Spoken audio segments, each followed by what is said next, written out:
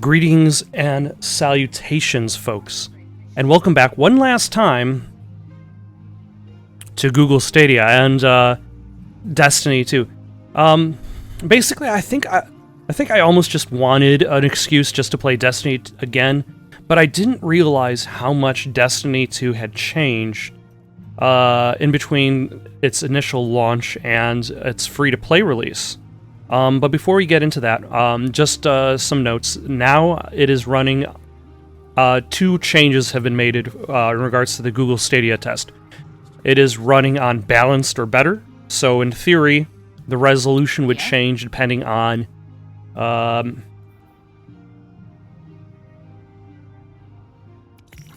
to read the instructions. Take care of yourself here. Depending on the quality of the connection. And 2, now it is running on Wi-Fi, which I would imagine if I was taking this experience on the go, should I say, this would be more representative of how I would personally use Google Stadia. Like, I wouldn't just play Google Stadia from home because I've got tons of other options that aren't requiring me to be online. But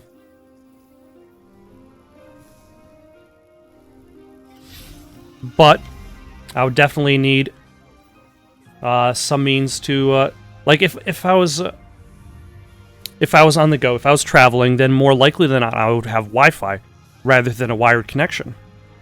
So we'll see how that works out. Also, let's just talk about Destiny. I don't know I don't know if I necessarily agree with the fact that it went free to play. I don't know why it decided, they decided they needed to go free to play. It's basically as if they said, hey, we've already collected money from everybody who will actually buy the game. Let's just see if we can get in some new players. In that fashion. If you tell me this is a practical joke, well, it kills me to say it, but I would be really impressed. Impressing you, Cade, is the easiest thing I'll do all day. Let's get serious, people. Zavala, this is my serious face. Can't you tell? Ikora, what have you got? Someone or something has sabotaged the Skyline defense systems. And comms have been spotty for the last few hours. Every sensor beyond the wall has gone dark. Maybe it's just the storm. Maybe it's... What are the set feeds telling us? Nothing. Well, that's good, right? No. I mean, they're not there. There are no satellites. And that's not good.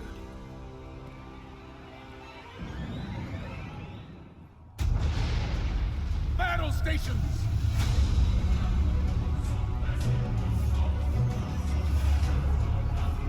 Everyone with me, now!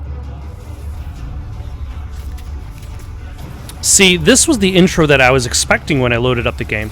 I did research, quote unquote, Google search, 3rd entry, and I didn't realize that the Destiny 2 experience, should I say, changed with the release of the free-to-play version. They added in the intro sequence from Destiny 1, which is why I was confused when I started up the game the first time with the first video I did for Google Stadia. I wasn't expecting to start there. I was expecting to start with this, with the Marauders coming in for the Traveler, instead of on the tower, which is at the end of Destiny 2's campaign.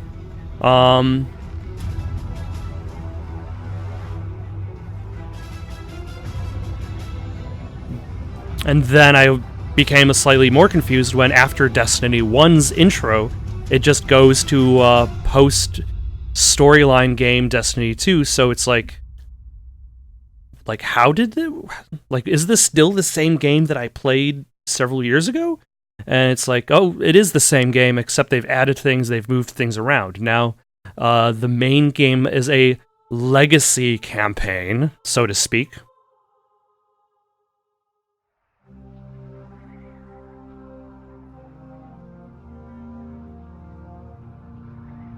And there really aren't very many, like, there aren't really many guiding posts to guide you towards it. Like, I find it odd that there isn't, like, a quest line that says, approach this vendor. Also, I think all the characters in the game look pretty awful, so that's why my character looks awful. Sorry. Remember when I told you that you fly too fast? Forget I said that. Fly fast. Actually, I don't remember the part where you said that I fly too fast.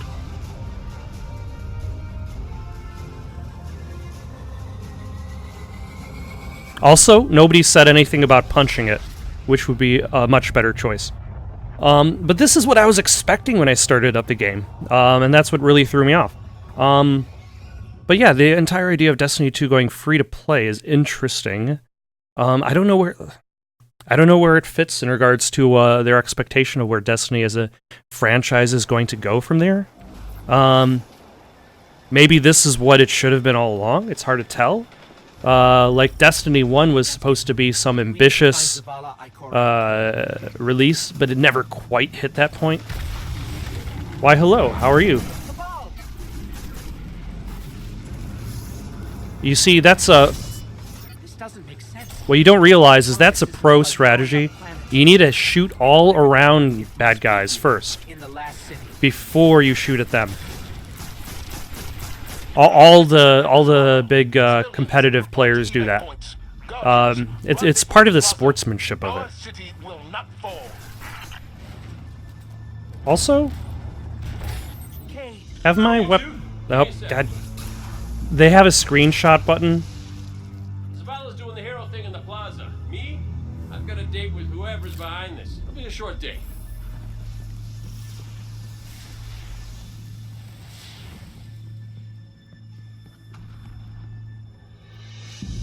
Over here, Hunter.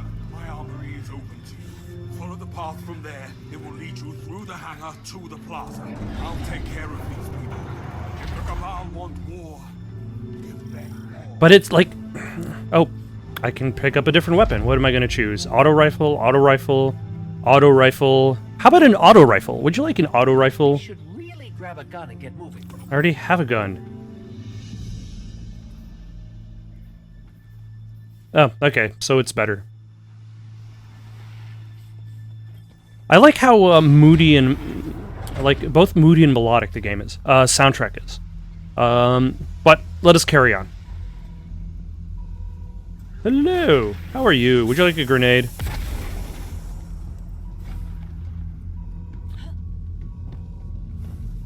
But yeah, like, I remember back in the day, like, Destiny was supposed to be this, what, 10-year experience or something like that? And now we're at this point in the life cycle of Destiny 2, a new expansion has come out. Like, is Destiny 2... Like, a lot of Destiny 2 feels like it's shaped up to be what Destiny 1 was not. Both in the presentation of its story, its scope, as well as just the ability to explore other places in a more open fashion. It succeeds in all of those things much better. So I wonder whether there's going to actually be a Destiny 3, should I say, or whether there's just going to upgrade this experience. It's for that reason that it surprises me that there is even an Overwatch 2 already in discussion, because all it feels like they've been doing for Overwatch is just adding in characters. Like, they haven't really been fleshing out too much of the game besides that. It must be their command ship. It must be. But is it? It is. Oh, hello. And stab. And stab.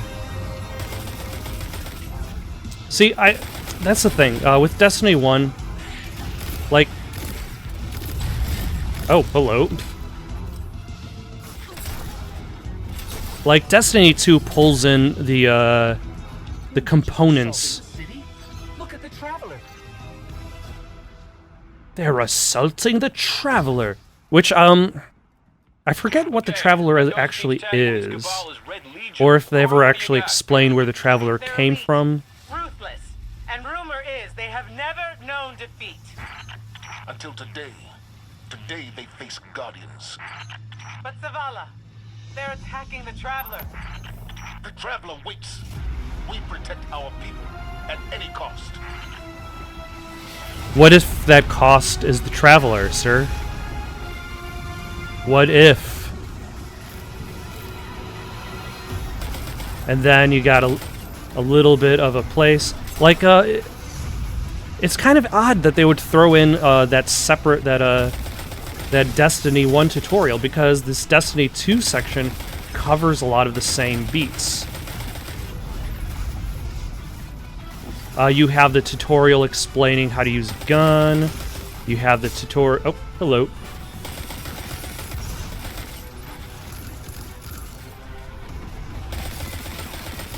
You have the tutorial explaining how groups of people can just meet up on the map. How,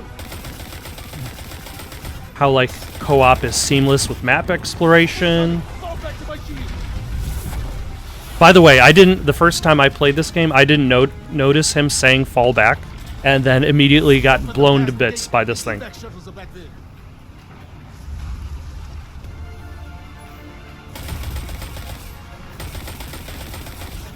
But this also gives you a chance to actually meet these characters. Like, with the free-to-play version, jumping directly into the tower. Like, it was a little bit confusing. Like, where am I supposed to go? What am I supposed to do?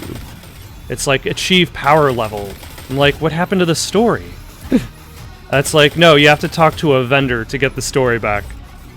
So, but, at the same time, I can understand what they're trying to do. And the thing is with Destiny, as a franchise, it is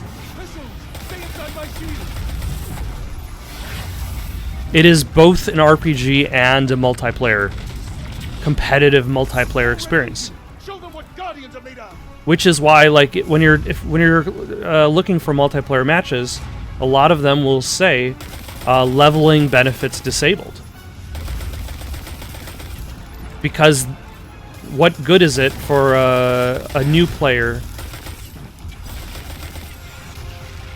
to show up, they're level 1, and sorry, you can't really actually participate in the multiplayer because your character's too underleveled. What good would it be for a person to start up a new character if they would have to actually start... if they would have to be like, nope, I can't actually participate in multiplayer until I have leveled up enough. Zavala, the last of the shuttles is away, but the speaker, he never made it. The Speaker of the House? I've got the plaza.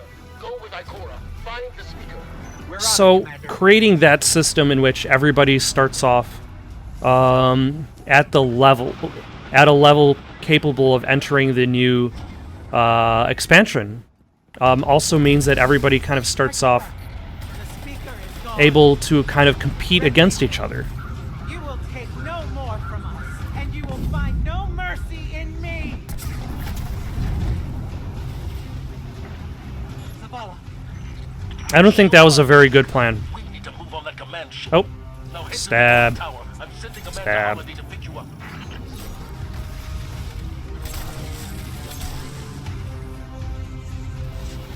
Okay, and the thing is, like, the environments themselves are more interesting too.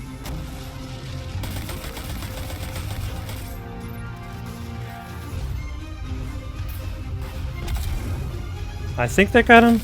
That did. Holiday is inbound. So yeah, everybody who starts the game is essentially more or less ready to jump into the multiplayer, jump into the co-op experience, the competitive experience. But at the same time, I was wondering if that actually would work. Someone told me you need a ride. catch a ride?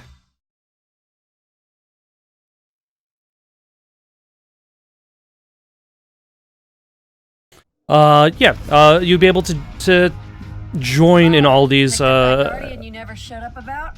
Get them on that command ship now. in all the available multiplayer experiences without having to play through a chunk of the game in order to access it. But at the same time, it also kind of throws away the context for the story, like the reason you're even there in the first place. At the very least, they could have at least given a quest that kind of gave you a reason to, like, directed you to those older stories. Though I also find it interesting, the idea that Destiny as a franchise actually does have an ongoing story. As in, like, there is an ongoing story that actually has a current point. Like, if you consider any Let us know when the shields are down and we'll hit that ship with everything we got. like, let's say you every time you start up the game, before all this, before the DLC, before it became free to play, you start up the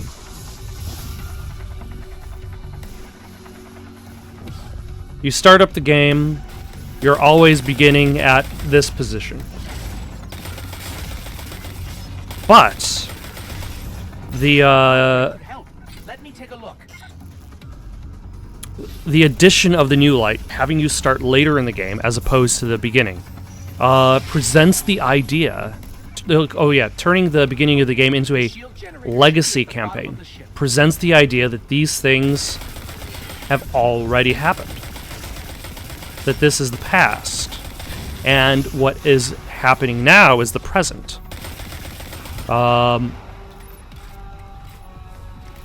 So any player that enters the storyline is always entering with the present. They're always kind of in the most up-to-date version of the storyline. Kind of starting with everybody else, as opposed to say, oh, okay, What's your status? better explanation. Imagine you're watching a TV show, and the TV show is on, like, season 5. There are two ways to go about it. You can either start watching the TV show from season 1, or you can start watching the TV show from season 5. And the way that this is set up feels like they have created a way for players to enter at season 5, so everybody's on the same page.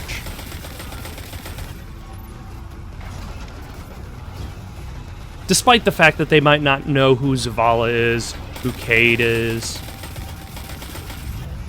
And do they really need to know? I mean, in-game, outside of this mission, they're largely vendors. Oh, hello.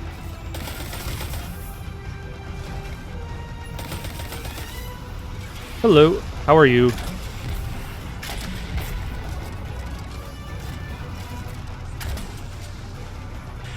Oh, I will kill you. There we go. Also, I really like the rain effects in this game. Or actually all of the effects. The art and style in this is really well done.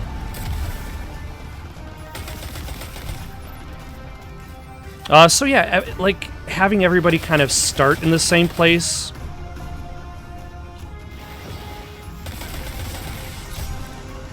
like gets everybody up to speed faster. But like, think about... But it also kind of throws people off balance when they're expecting to always start from the beginning. And I think there are other ways they could have also done that, rather than have rather than kind of force the story into like a you're entering a new game at Season 5 as opposed to Season 1. Although, like, on one hand, like, this eliminates the town, per se. If everybody starts off in the tower, then you wouldn't really need to have, like, a separate area for people to meet up in the town. But then, are you generally meeting up with people?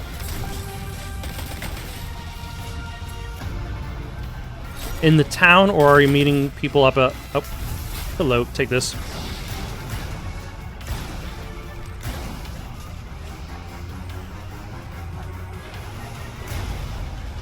There we go.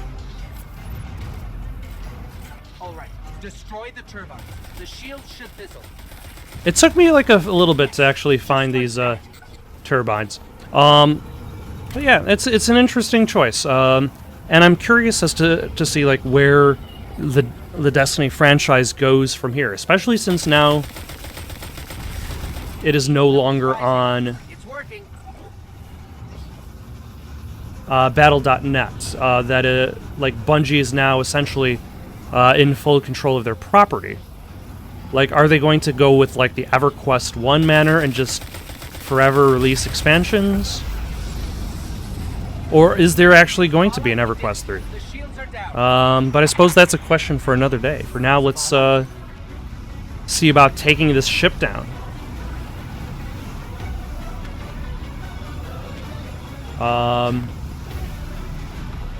But I've got to say, at the very least, for the internet connection I used, whether it be wired, wireless, it's held up pretty well. It held up for me back in the day when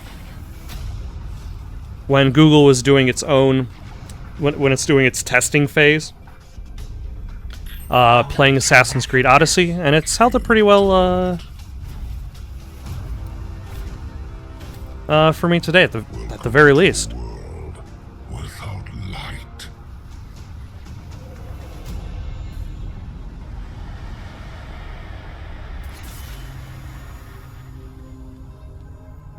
Guardian, something's wrong.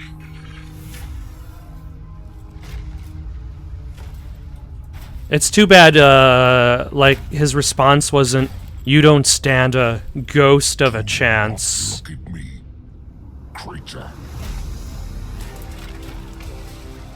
Although I suppose that line is a little bit more interesting. That line not so much. Cowering behind walls. You're not brave. You've merely forgotten the fear of death. Allow me to reacquaint you.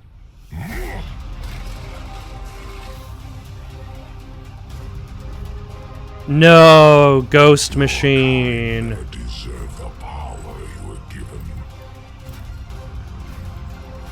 I am gone. And your light is mine.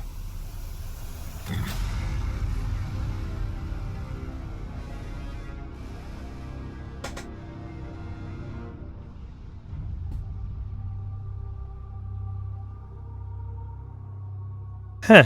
And it's what was it called? It's a legacy mission, but it still opens up to the title, which definitely feels very odd.